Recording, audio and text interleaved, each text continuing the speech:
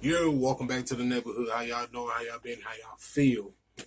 If you read the title of the video, we about to get into 3 horror stories about Chick-fil-A. And Chick-fil-A normally be the friendly place, they greet you with customer service. It's A1. So why would they have horror stories, right? We're about to find out. We're about to get into it. But before we get into it, make sure you hit the like button. If you're new to the channel, hit the subscribe button. All my returning neighbors, y'all know what's love and salutes to y'all. If you're new, peace and blessings to you as well. So, without further ado, we gonna get into this video. Also, we are on the road to 1,000 subscribers, so let's run those numbers up. But let's get it. Let's go. Let's go.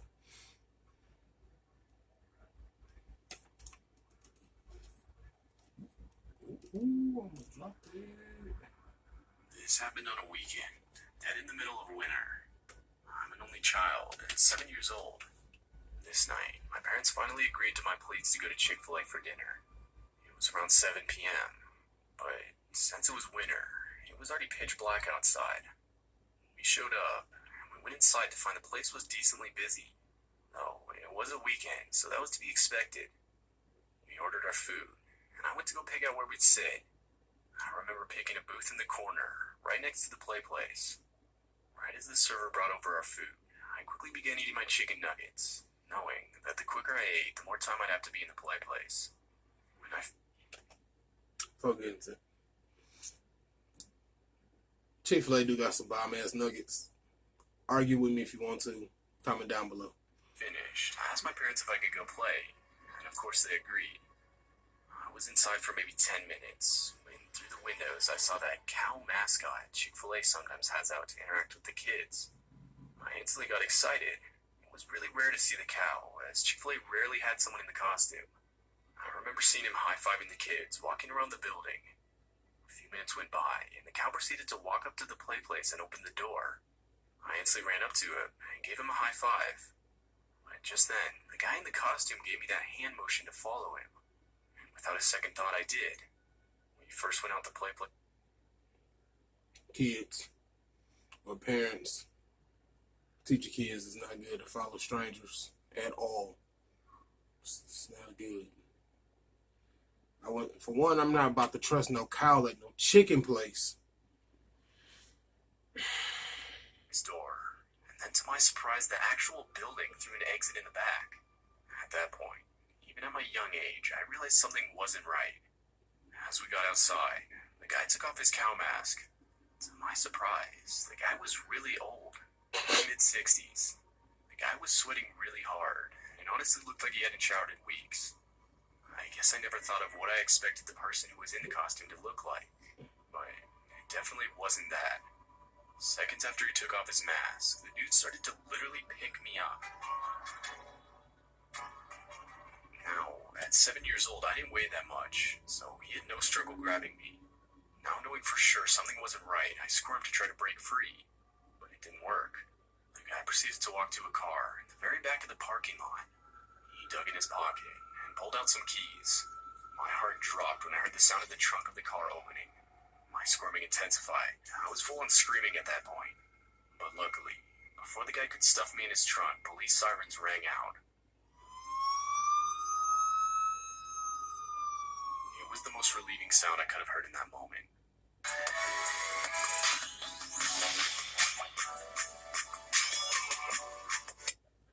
The guy dropped me in reaction, got in his car, and sped off. About a minute later, my parents came running outside. I told them everything, and they were absolutely panicked.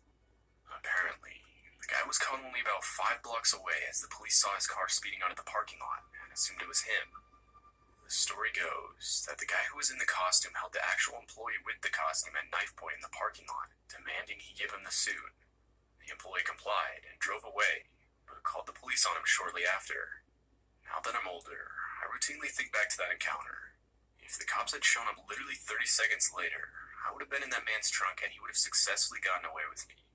As far as I know, the guy was put in prison, and still is to this day for multiple attempts of child abduction.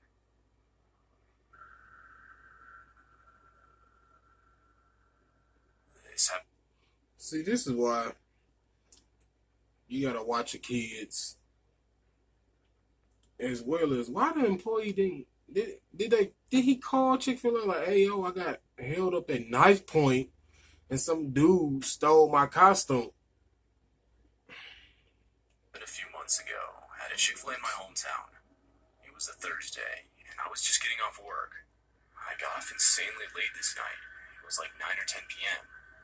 I decided I wouldn't have time to make myself food before I went to bed, so I just went to Chick-fil-A on my way home. I pulled into the parking lot and went inside. I ordered my food and went to a table near the back to wait for it. I couldn't help but notice how little people were actually inside the Chick-fil-A this night. There were like 5 other customers, which is... It's 9:30, 10 o'clock at Chick-fil-A about to close. What you thought it was gonna be a restaurant full of people at 10 o'clock at night? Get your food and go home. Just why dine in? insanely rare for Chick-fil-A, at least the one I go to. Now, I should add, I'm 23 and female. After a while of sitting in my spot, a strange guy walked over and placed a full cup of soda on my table. He said something about how he finished his food already and didn't drink any of his drink, but didn't want it to go to waste, so he was giving it to me. Though he was mumbling the whole time and could barely even hold eye contact with me. It was pretty creepy, but I didn't really pay much attention to it. I just wrote it off as some random guy trying to flirt with me. That's when I noticed, about a few tables in front of me sat another guy. He was watching me insanely close. Now, this really creeped me out. I really didn't like the feeling of somebody just watching me eat like that. The dude just continued to sit there, watching me, almost the whole time I was eating, even though he had no food in front of him. Finally, a few minutes later, the dude left the building. At this point, the place was almost closed, and I was the last customer inside the building. Though I was still insanely creeped out. I grabbed my trash, along with the drink that guy gave me, and threw it all out. I then asked one of the male employees if he could walk me to my car, and proceeded to explain the whole situation. The guy was really understanding, and he instantly dropped what he was doing to walk me out. We got outside, and I proceeded to lead him to my car. We kept walking. And that's when I saw 2 men crouch behind the other side of my car that wasn't visible from the building. I almost screamed, and they started to get up out of their crouching stance, slowly walking towards me. That was until they saw the employee that walked me out, and one of them quickly said, sorry, we have the wrong car. And they walked off. They were the same guys from inside the Chick-fil-A. I knew they were. One was the guy who handed me a... We know what that was about. We know where that was headed. They had apparently, obviously, put something in the drink. They was gonna wait till she passed out and have their way with her. Drink, and the other was the guy who was watching me. I instantly called the cops and explained everything. Though I left shortly after, as I was pretty shook up over the whole situation. I was never actually made aware if those 2 guys were ever caught. All I can assume is they tried to drug me with whatever drink they gave me that night, all in an attempt to make it easier to kidnap me. But luckily, I wasn't stupid enough to actually drink it. Still though, this experience really scared me and caused me to never go back to that Chick-fil-A again.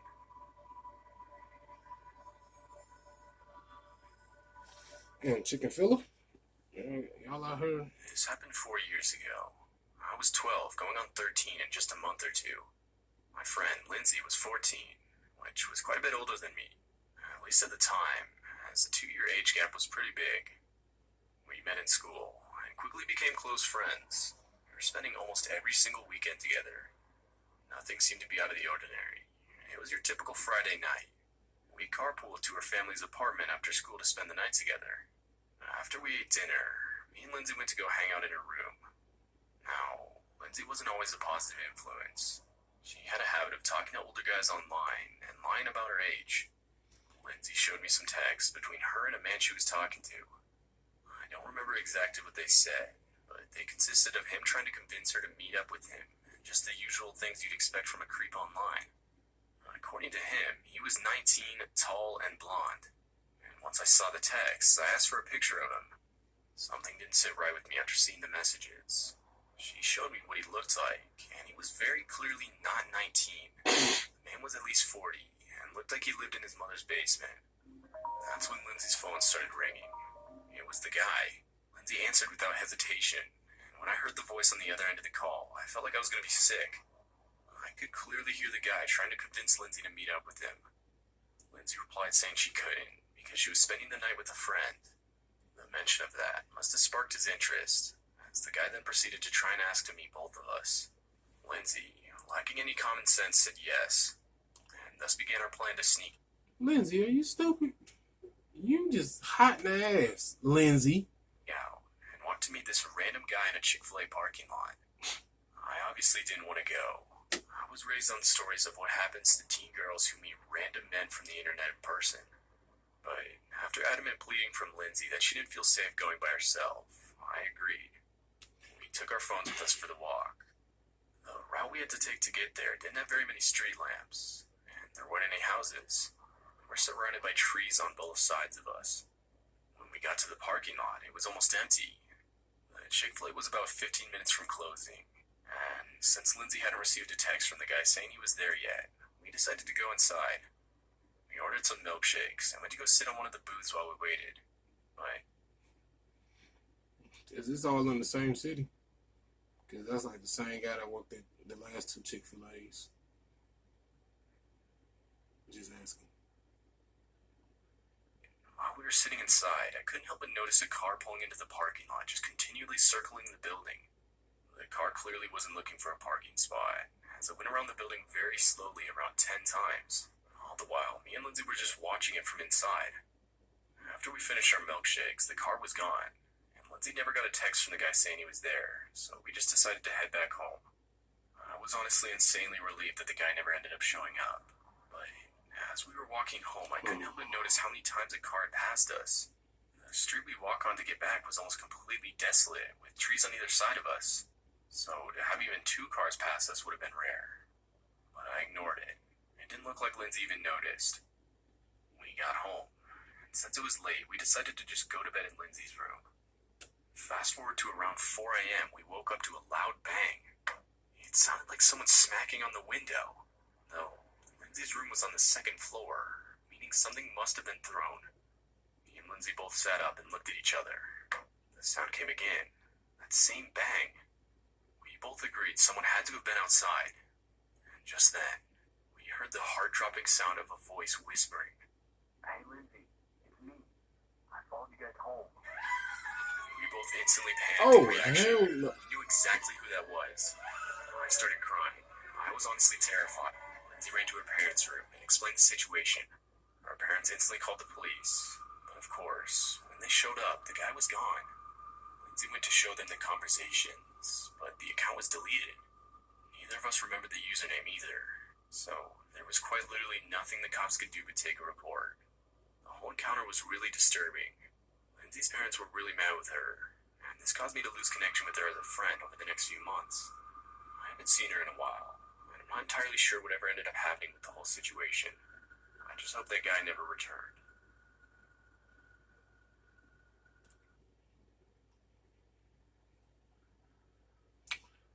Well, these is most definitely some interesting stories. It was definitely interesting. Horror, not so much, but thank you all for tuning in, stopping by. I think I'm gonna do more of these because they are interesting. Again, we are on the road to 1,000 subscribers, so please share the video, share my whole YouTube channel to your friends, family. Again, welcome back. I miss y'all. So I don't really have much more to say.